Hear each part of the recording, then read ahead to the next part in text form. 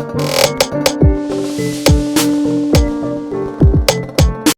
Friends, welcome back to my channel. So आज हम study करने वाले हैं difference between owners fund and borrowed funds.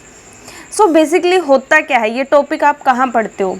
तो आपकी एक टॉपिक है सोर्सेज ऑफ फंड्स, कि मतलब किस किस सोर्स से जो है कंपनी, फर्म, बिजनेसमैन अपना पैसा जो है वो कलेक्ट कर सकती है।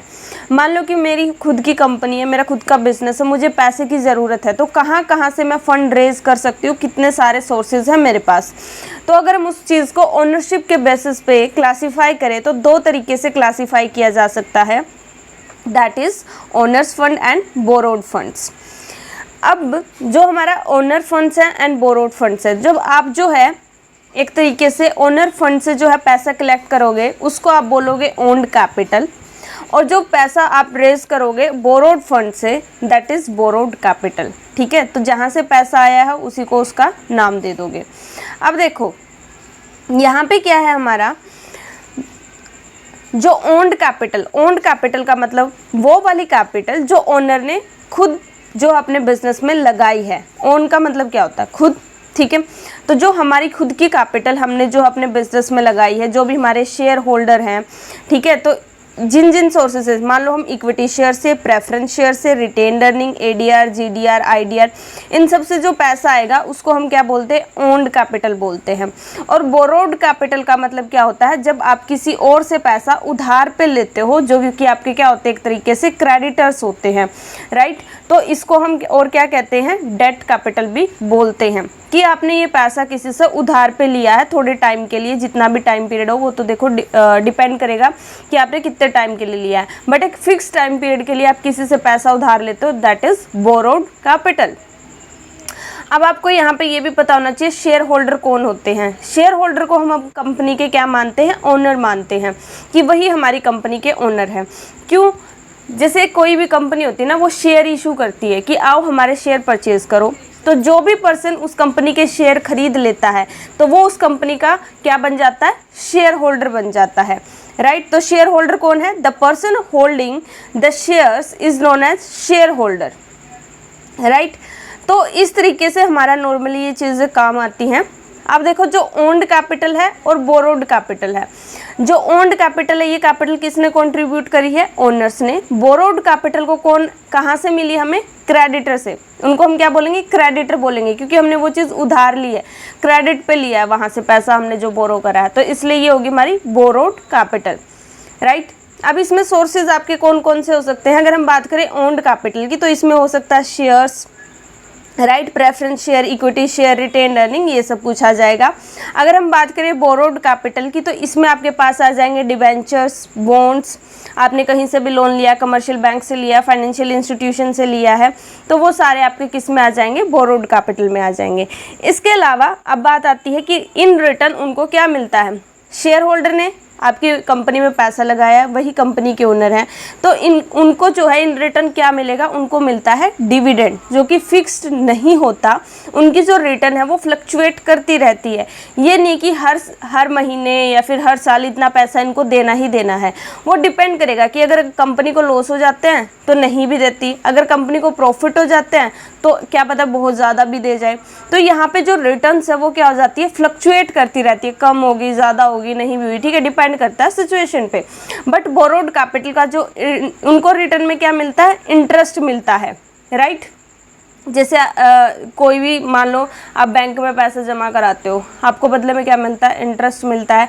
आपने बैंक से लोन लिया तो आप बैंक को बदले में क्या देते हो? इंटरेस्ट देते हो ना उस लोन पे। ऐसे ही अगर कंपनी भी जो लोन लेगी तो उसको भी तो बदले में क्या देना पड़ेगा? इंटरेस्ट देना पड़ेगा। और वो इंटरेस्ट रेट जो है वो क्या होता है? फिक्स्ड होता है, कि आपको लॉसेज हो रहे, प्रॉफिट हो रहे, हमें कोई मतलब नहीं, आपको जो है 10% इंटरेस्ट देना है तो मतलब देना है, राइट। तो यहाँ पे जो रिटर्न्स होती है वो फिक्स्ड होती है, और ये क्या मिलता है? उनको इंटरेस्ट मिलता है इन रिटर्न।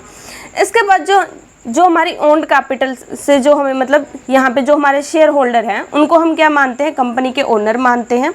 और जहाँ से हम बोरोड कैपिटल बोरो करते हैं उनको हम क्या मानते हैं? कंपनी के क्रेडिटर्स मानते हैं, इसके अलावा जो ओन्ड कैपिटल में जो हमारे शेयर होल्डर है वो वोटिंग राइट्स इंजॉय करते हैं। मतलब जैसे कोई भी हमने डिसीजन लेना है और जैसे स्पेशल रेजोल्यूशन पास होता है कंपनी में, जनरल रेजोल्यूशन पास करते हैं, तो उसमें जैसे वोटिंग होती है कि हाँ भाई अगर हम ये डिसीजन लेना चाहें तो कितने बंदे सपोर्ट कर रहे हैं, तो वो एक तरीके से बताएंगे कि हाँ भाई मैं इस चीज़ के फेवर में, मैं इस चीज़ के फेवर में, जिस डिसीजन के लिए ज़्यादा वोट होंगे वो डिसीजन ले लिया जाता है। तो आप एक तरीके से मैनेजमेंट में इंटरफेयर कर सकते हो, ठीक है, और आपकी बात सुनी जाएगी, तो आपके पास काफ़ी सारे राइट्स आ जाते हैं। बट बोरोड कैपिटल में कोई वोटिंग राइट्स नहीं होता, आप कंपनी के अफेयर्स में पार्टिसिपेट नहीं कर सकते। इसके बाद जो हमारे शेयर होल्डर हैं वो कंपनी की जैसे कोई भी हमारी एनुअल जनरल मीटिंग होती है उसमें पार्टिसिपेट कर सकते हैं, बट हमारे क्रेडिटर्स नहीं कर सकते।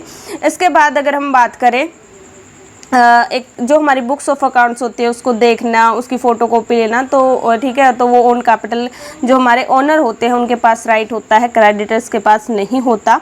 इसके बाद repayment of capital in winding up of the company की अगर हम बात करें, मतलब जो पैसा मिलता है जब कंपनी बंद होती है, ठीक है, वाइंडिंग अप का मतलब क्या होता है, जब कंपनी बंद हो रही होती है तो उस टाइम पे जो हमारे बोरोड कैपिटल है उनकी तो फिक्स्ड अमाउंट होती है, ठीक है, कि वो फिक्स्ड अमाउंट इतना तो रिटर्न उनको मिलना ही मिलना है, और वो फिक्स्ड पीरियड के लिए होती है। जैसे कि हमने 10 साल के लिए लोन लिया है, 5 साल के लिए लोन लिया है, उतने टाइम पीरियड में हमें जो उतना पैसा विद इंटरेस्ट क्या करना पड़ता है, वापस करना पड़ता है। बट शेयर होल्डर का ऐसा कोई भी हमारा फिक्स्ड पीरियड नहीं होता, ठीक है। हम जो है रीपेमेंट कैपिटल की कब करते हैं, जब हमारी कंपनी बंद हो रही होती है।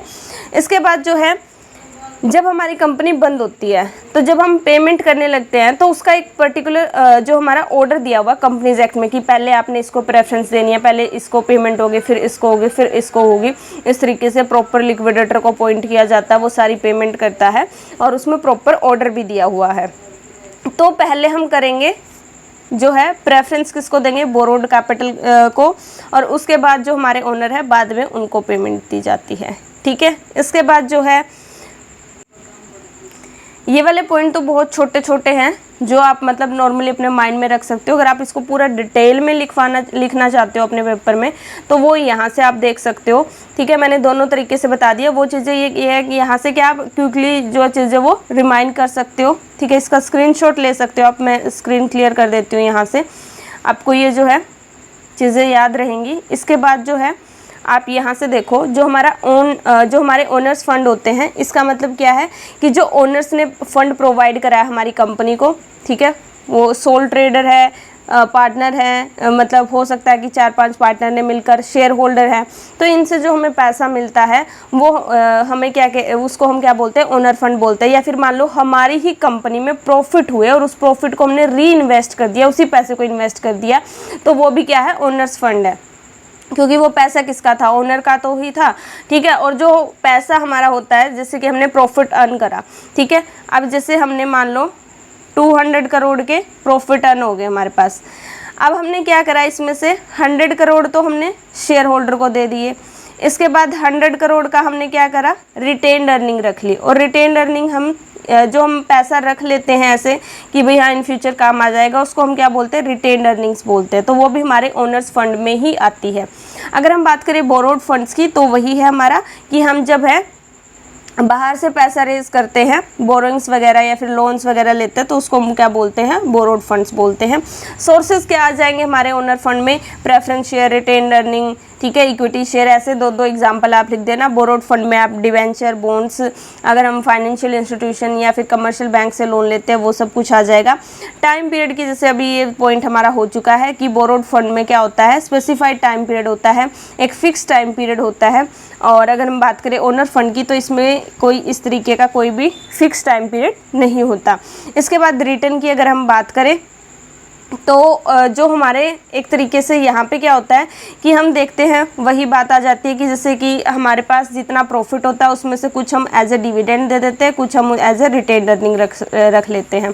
तो यहाँ पे शेयर होल्डर को कितना डिविडेंड मिलेगा वो सिचुएशन पे डिपेंड करता है। कंपनी के पास प्रॉफिट होंगे तो क्या पता दे दे, अगर लॉसेज में होगी तो डिविडेंड नहीं भी देती।